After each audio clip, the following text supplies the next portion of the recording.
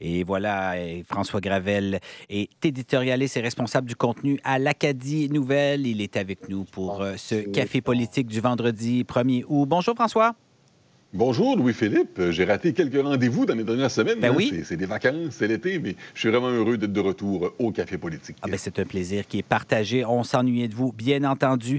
Et on a la joie, l'exclusivité d'avoir Alex Villeneuve qui est à RDI aujourd'hui. Habituellement, on l'entend au palais législatif à l'Assemblée législative du Nouveau-Brunswick. Mais là, il fait une pause de son affectation à RDI pour se joindre à nous. Il est en route vers le pont de la Confédération. Bonjour, Alex.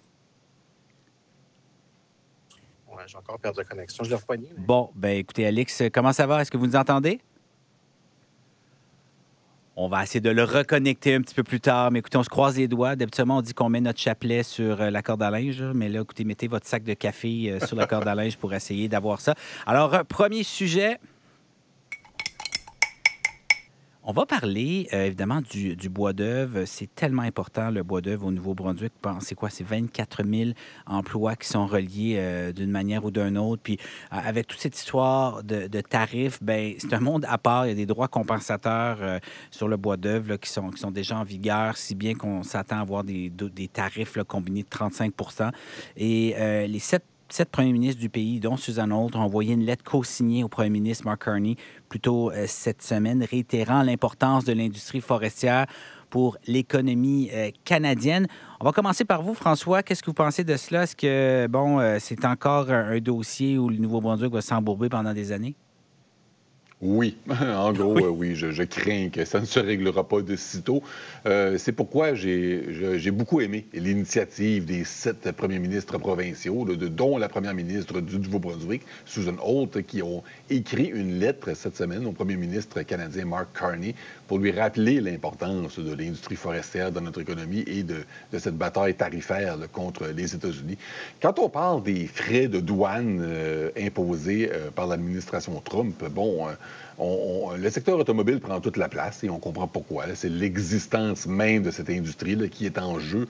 On parle aussi beaucoup des droits de douane punitifs en lien avec le fentanyl, de l'importance de protéger la gestion de l'offre pour les producteurs laitiers du Québec en particulier, des tarifs sur l'acier, l'aluminium, le cuivre.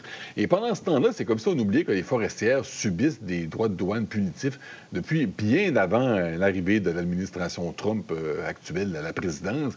Et que cette industrie fait face à la menace de nouveaux tarifs toujours plus élevés. Ils vont bientôt passer en moyenne de 14 à 35 Et il y a aussi cette crainte que le Canada finisse par s'entendre d'une façon ou d'une autre avec l'administration Trump.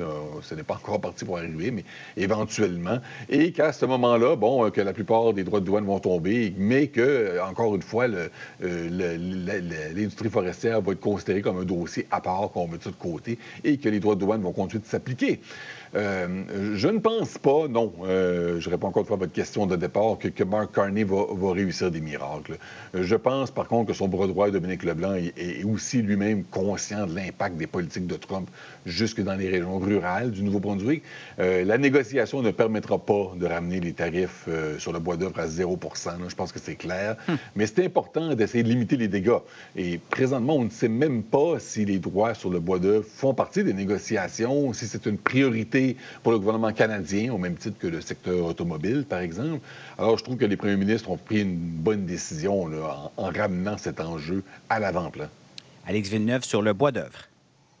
Ben voilà, Louis-Philippe, je trouvais intéressant la sortie de la première ministre et des premiers ministres cette semaine, puisque d'un, on semble vouloir mettre pression sur Mark Carney pour qu'il accélère certaines discussions, mais également on ouvre la porte à ce que s'il n'y a pas de tarif, on donne certaines suggestions. Les premiers ministres disent qu'ils voudraient qu'il y ait de l'aide pour l'industrie, donc c'est pas pas un ultimatum non plus. On prépare déjà la suite des choses si on ne parvient pas à dénouer l'impasse sur le bois d'œuvre. D'ailleurs, je porte à votre attention que tout ça souligne que y a parfois un discours qu'on va entendre de personnes qui vont dire oui, la stabilité, mais pas à n'importe quel prix. Si Mark Carney fait une entente avec Donald Trump, on va inévitablement la comparer avec l'ACUM, l'accord de libre-échange actuellement en vigueur. Et si on regarde, par exemple, ce qui s'est passé entre Donald Trump et l'Union européenne cette semaine, bien, ça montre que si M. Carney prend une décision qui ne va pas être acceptée ensuite par ses autres États membres, un peu comme l'Union européenne et la France, eh bien, il pourrait y avoir ici des comptes à rendre venant du premier ministre, ce qui ajoute une couche de complexité pour ces négociations qui me semblent déjà très complexes. C'est bien vrai. Prochain sujet. Le aussi complexe dossier du bilinguisme nécessaire ou pas du ou de la lieutenant-gouverneur du Nouveau-Brunswick. Il y a une couche supplémentaire qui a été ajoutée avec le Nouveau-Brunswick qui décide de poursuivre les démarches judiciaires à ce sujet-là. Là, les Villeneuve, tout juste à temps pour le café politique, vous avez obtenu de l'information supplémentaire à ce sujet-là. Ben oui, mais ça rajoute aux réactions qu'il y a eu cette semaine. Quand même, un sujet juridique qui a eu plusieurs réactions. Égalité santé en français au début de la semaine. Le maire Bernard Thériault s'est mis de la partie. Il y a également un professeur de l'université de UNB qui a écrit dans l'Acadie Nouvelle. Et là, ce matin, ben, c'est la Société de l'Acadie Nouveau-Brunswick, la SANB, qui a envoyé une déclaration. Ça aurait été surprenant là, qu'il soit en accord et qu'il ne soit pas agacé avec la position de la province. Mais voilà, la SANB interpelle maintenant le gouvernement et leur demande de retirer leur mémoire déposée en Cour suprême d'ici le 15 août. La date qu'ils donnent, c'est le 15 août. Et ce qui est visiblement la source d'inquiétude ici, c'est l'interprétation que fait la province sur l'article 16.1.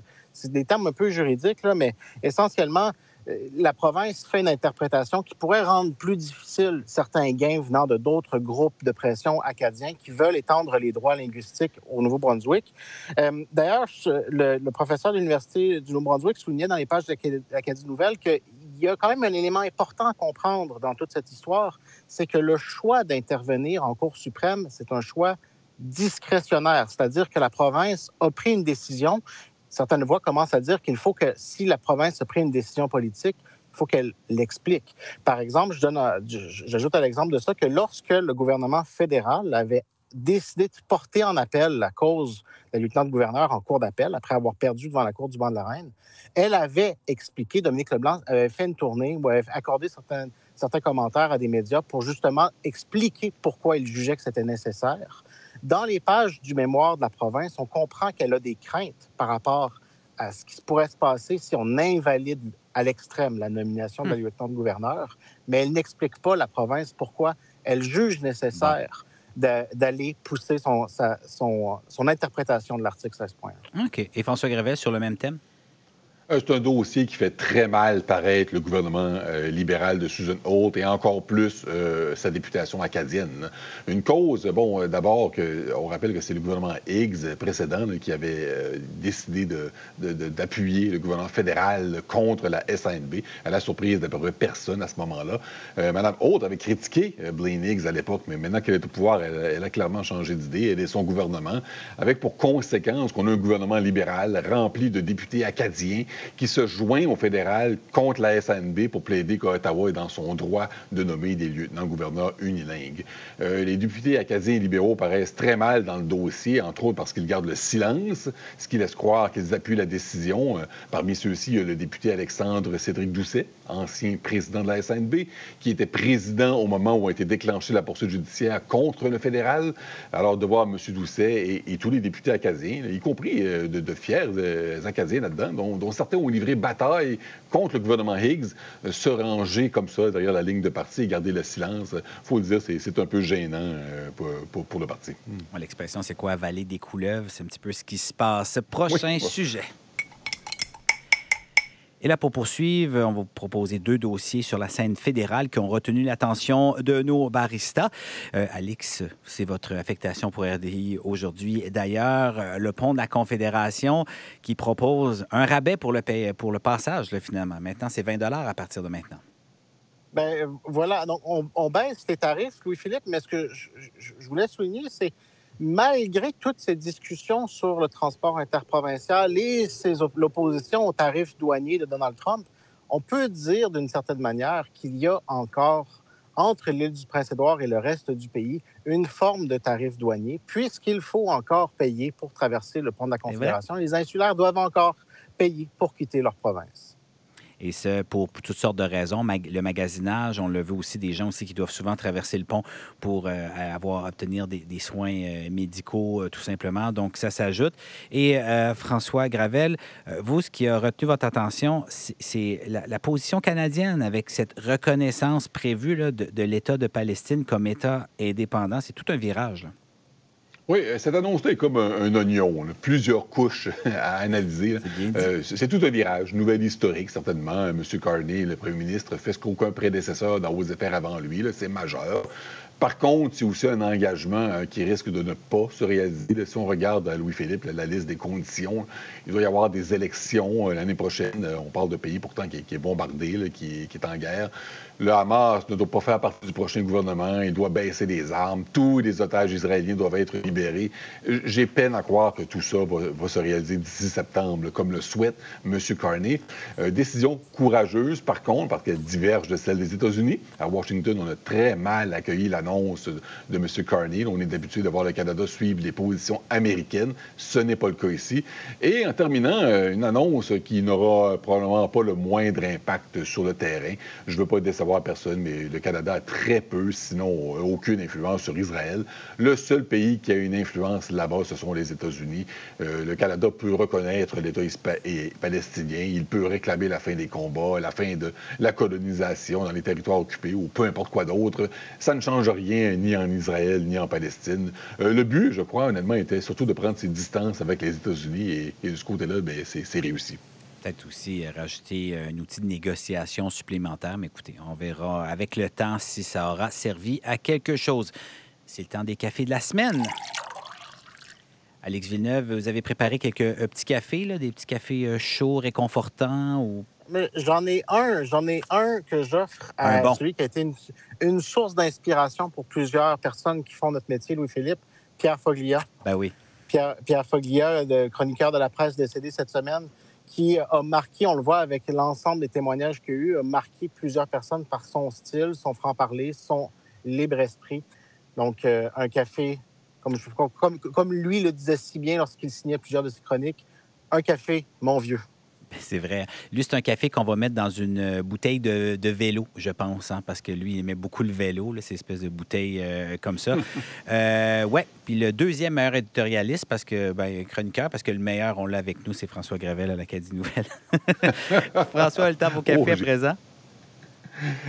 Café à Jenica Atwin, l'ancienne députée du Parti vert et ensuite du Parti libéral. On vient de parler de Mark Carney. Ça fait longtemps qu'on a entendu parler d'elle, là. Et voilà. Et souvenez-vous, on vient de parler de Mark Carney et de la Palestine. Ça m'a rappelé que la cause du divorce entre Mme Atwin et le Parti vert, c'était à la suite d'une déclaration de Mme Atwin sur Twitter. Et la phrase qu'elle avait déclarée, c'était « I stand with Palestine ». Je suis debout aux côtés de la Palestine.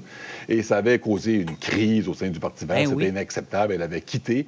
Quand elle a joint le Parti libéral, elle a dû accepter qu'on soit publié un communiqué de presse dans lequel était mentionné que Mme Atwin reconnaissait le droit à Israël de se défendre. Alors, je serais curieux de l'entendre aujourd'hui, Mme Atwin, pour savoir ce qu'elle pense de ce virage favorable aux Palestiniens. Café aussi, aux citoyens de l'île du Prince-Édouard, quand même. Je suis d'accord avec Alix, là, de passer de 50 à 20 ça reste un tarif douanier, en quelque sorte, là, pour aller sur l'île. Ça reste quand même, selon moi, une excellente nouvelle pour les résidents de l'île, cette importante réduction-là. Mais aussi pour l'industrie touristique des deux côtés du pont. Là. Ça va coûter moins cher à traverser le détroit de Northumberland, y compris en traversier aussi. Il y a eu une annonce. Donc, dans le contexte de la guerre commerciale de Donald Trump, un nombre grandissant de voyageurs canadiens qui ne veulent plus aller aux États-Unis, bien, la réduction du péage à la pont de la Confédération, ça arrive à point. Et en terminant, café corsé aux élus municipaux de Moncton à l'approche du 25e anniversaire de la proclamation de la ville à titre de ville 2026, officiellement bilingue.